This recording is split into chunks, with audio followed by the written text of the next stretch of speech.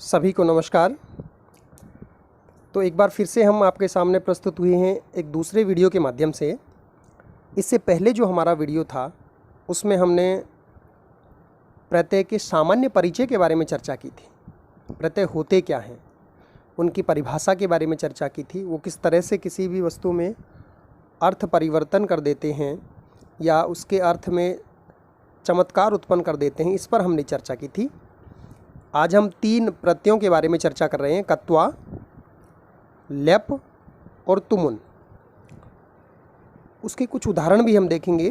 पहले कत्वा प्रत्यय के बारे में जान लेते हैं। कत्वा प्रत्यय, इसकी जो परिभाषा है, सूत्र है, वह है समान कर्तृकयोः पूर्वकाले, अर्थात जिसमें कर्ता तो एक समान हो लेकिन क्रिया 2 आ रही हो किसी वाक्य में, तो जो पूर्व काल की क्रिया होती है जिसमें पहले कार्य किया जा रहा हो, उस क्रिया में कत्वा प्रत्यय का प्रयोग किया जाता है।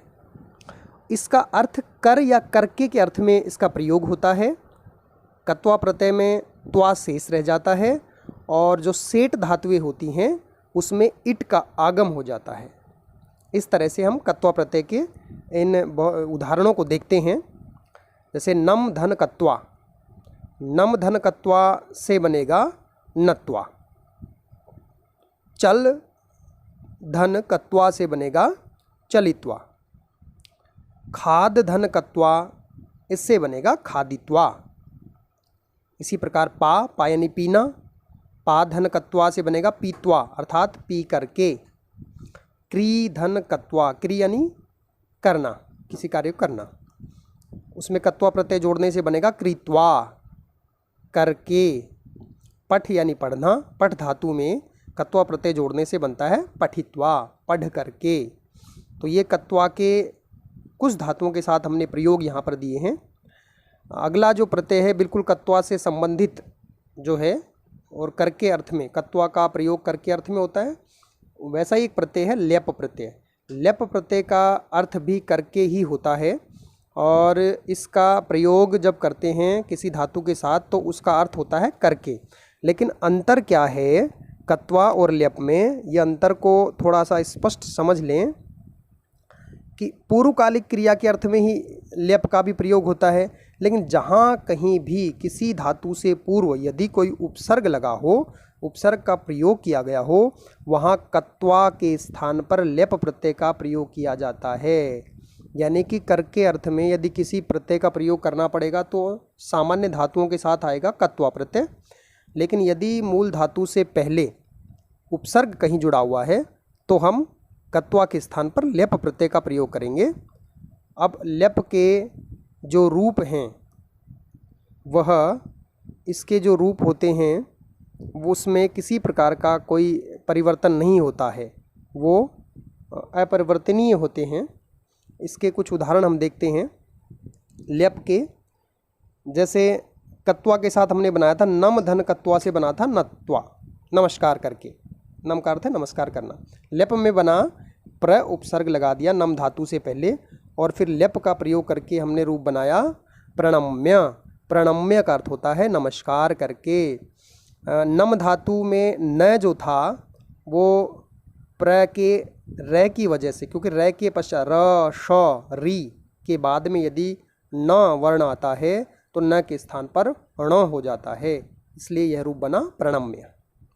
अगला है जैसे कत्वा में हमने किया था क्री धन कत्वा, क्री यानी करना और कत्वा प्रत्यय के साथ जोड़ के बना था कृत्वा, करके।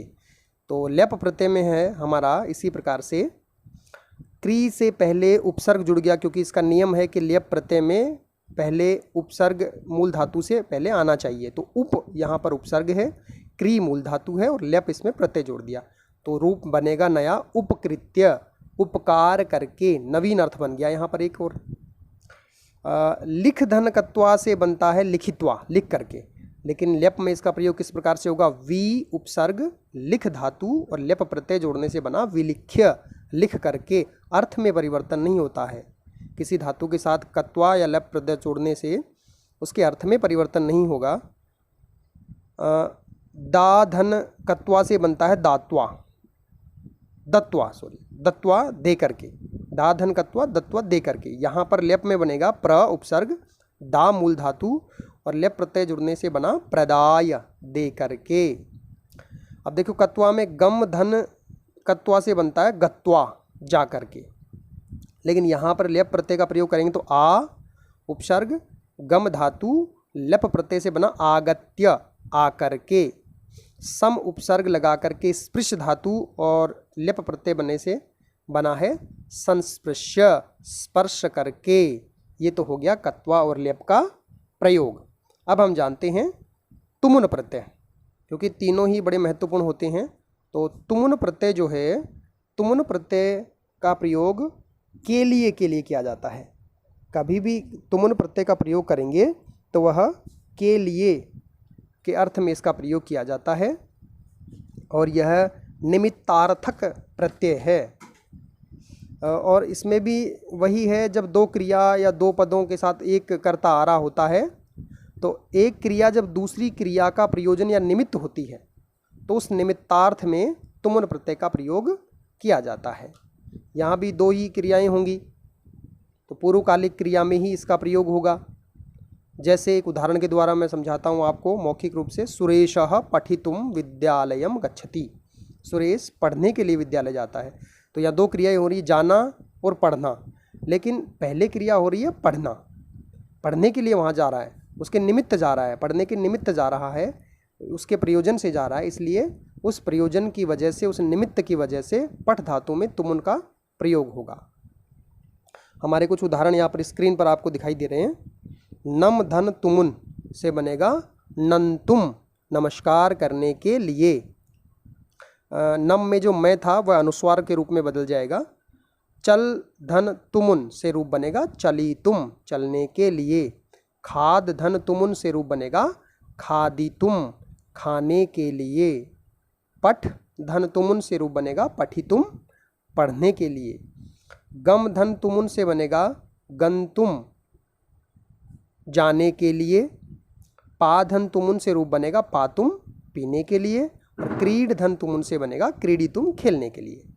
अगला है स्लाइड, ये देखिए इसमें वाक्य प्रयोग हमने किया है। पहले हमने कत्वा और लेप का परस्पर एक दूसरे की तुलनात्मक रूप से उदाहरण दिए हैं। आपणम गत्वा फलम आनय, बाजार जा कर के फल लाइए। उसका लेप में किस तरह से प्रयोग होगा? आपणात आगत्य सह विद्यालयम गत्वान, बाजार से आकर के वह विद्यालय गया। तो यहाँ पर गत्वा था कत्वा के रूप में और लेप में हो गया आगत्य। दूसरा उदाहरण है रामः लंकाम जीत्वा सीताम प्राप्नोत, राम ने लंका को जीत करके सीता को प्राप्त किया। लेप में इसका प्रयोग होगा रामः लंकाम विजित्य प्रसन्नः अभवत, राम लंका को जीत करके प्रसन्न हुए। तीसरा उदाहरण है रामः मातुः चरणम स्पृष्ट्वा विद्यालयम गतः, यहाँ पुत्र दे रखा है, पुत्र माँ के चरण स्पर्श करके विद्यालय गया। तो यहाँ स्पृष्ट्वा में कत्वा प्रत्यय है, स्पृश धातु है। सह पितुः चरणम संस्पृष्ट्य आशीषम प्राप्तवान, उसने पिता के चरण स्पर्श करके आशीर्वाद प्राप्त किया। तो यहाँ पर संस्पृष्ट्य इसमें लेप प्रत्यय है। सह परीक्षा फलम ज्ञात्वा प्रसन्नः अभवत, वह परीक्षा फल जान करके प्रसन्न हुआ। ज्ञात्वा शब्द में कत्वा प्रत्यय है। त्वम वार्ताम विज्ञाय आगच्छ, तुम बात को जान करके आओ। यहाँ पर विज्ञाय शब्द जो है उसमें लेप प्रत्यय है। छात्रः कार्यम कृत्वा गृहम अगच्छत, छात्र कार्य करके घर को गया। यहाँ कृत्वा में कत्वा प्रत्यय है। उसके सामने का वाला उदाहरण देखते हैं। सज्जनः उपकृत्य विस्मरन्ति, सज्जन उपकार करके भूल जाते हैं। उपकृत्य में लेप प्रत्यय है। भगवतीम सरस्वतीम नत्वा पाठम पठ, यहाँ नत्वा में कत्वा प्रत्यय है। भगवती सरस्वती माँ को प्रणाम करके पाठ को पढ़ो। गुरुम प्रणम्य पाठम पठति, गुरु को प्रणाम करके पाठ को पढ़ता है। यहाँ प्रणम्य में लेप प्रत्यय है। अब कुछ उदाहरण तुमुन के देखते हैं। सह जलम पातुम नदीम गत्वान, वह पानी पीने के लिए नदी को गया। यहाँ पातुम में तुमुन प्रत्यय है। बालकः प्रश्नानि प्रष्टुम उत्सुकाः भवन्ति। बालक प्रश्न पूछने के लिए उत्सुक होते हैं। प्रष्टुम शब्द जो है उसमें तुमन प्रत्यय है। यहाँ पृच्छ धातु से बना है प्रष्टुम। गोपालः दुग्धम पातुम इच्छति। गोपाल दूध पीना चाहता है। यहाँ पातुम शब्द में तुमन प्रत्यय हो गया। गणेशः मोदकम खादितुम इच्छति। गणेश लड्डू खाना चाहता है। खादितुम में तुमन प्रत्यय हो गया। विराटः कंदुकेन क्रीडितुम इच्छति। विराट गेंद से खेलना चाहता है, तो यहाँ क्रीडितुम में तुमन प्रत्यय हो गया। इस प्रकार से इस वीडियो और स्लाइड्स के माध्यम से हमने 3 प्रत्ययों को आपके सामने सरलीकृत रूप में प्रस्तुत किया है और आशा है आपको बहुत पसंद आए होंगे। अगले वीडियो में हम अगले प्रत्ययों के बारे में चर्चा करेंगे। सभी को बहुत बहुत नमस्कार।